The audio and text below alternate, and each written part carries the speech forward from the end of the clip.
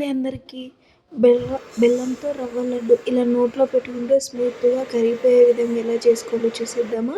ముందుగా కడాయి పెట్టుకొని 2 కప్పుల రవ్వని వేసుకొని అందులో గీ యాడ్ చేసుకొని బాగా బ్రౌనిష్ కలర్ వచ్చేంత వరకు గీలో వేయించుకోవాలి.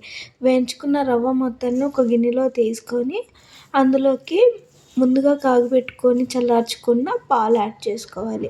ఆ రవ్వలోకి వేసుకున్న తర్వాత ఇలా చపాతీ ముద్దగా కలిపెట్టుకొని పక్కకు పెట్టుకోవాలి. ఇలా పక్కకు పెట్టుకున్న తర్వాత ఒక కవర్ తీసుకొని అందులోకి మనం చపాతీ ముద్దగా చేసుకొని మనం చపాతీ ఎలా అయితే ఒత్తుకుంటామో అలా ఒత్తుకొని ఇలా గీ యాడ్ చేసుకుంటూ 2 వైపులా కాల్చుకోవాలండి. ఇలా 2 సైడ్స్ చపాతీని ఎలా అయితే కాల్చుకుంటామో అదే విధంగా 2 సైడ్స్ కాల్చుకోవాలి. ఇలా మొత్తం చపాతీ లెక్క 2 సైడు కాలిన తర్వాత ఒక ప్లేట్లోకి తీసుకొని వాటిని చిన్న చిన్న ముక్కలుగా కట్ చేసుకోవాలి. ఆరెల్స్ చిన్న చిన్న పీసులుగా ఇలా ఒత్తేసుకోవాలండి. మొత్తం అంతా ఇలా ఒత్తేసుకున్న తర్వాత ముందుగా బెల్లం తురుముకొని దాన్ని మిక్సీలో ఆడించుకొని పక్కన పెట్టేసుకోవాలి. అదేవిధంగా ఎలా అయితే మనం రవ్వను కాల్చుకున్నామో పక్కన పెట్టేసుకున్నాం వాటిని చిన్న చిన్న ముక్కలుగా కట్ చేసుకొని ఇలా మిక్సీలో వేసుకొని మెత్తగా ఇలా పొడి చేసుకోవాలి. ఇలా పొడి చేసుకున్న దాంట్లోకి ముందుగా మనం తురుము పెట్టుకున్న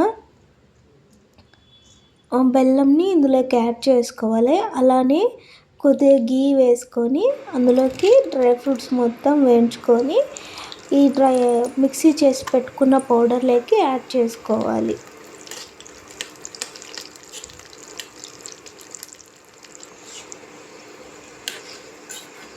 ఏదైతే మనం ఇందాక మిక్సీ చేసి పక్కన పెట్టుకున్నామో ఆ పౌడర్ మొత్తంలోకి బెల్లాన్ని అలాగే డ్రై ఫ్రూట్స్తో వేయించుకున్న గీని మొత్తం వేసుకొని బాగా మిక్స్ అయ్యే విధంగా కలుపుకోవాలి.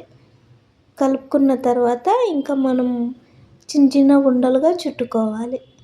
అంతేనండి, ఎంతో టేస్టీగా స్మూతీగా ఉండే రవ్వ లడ్డూలు రెడీ.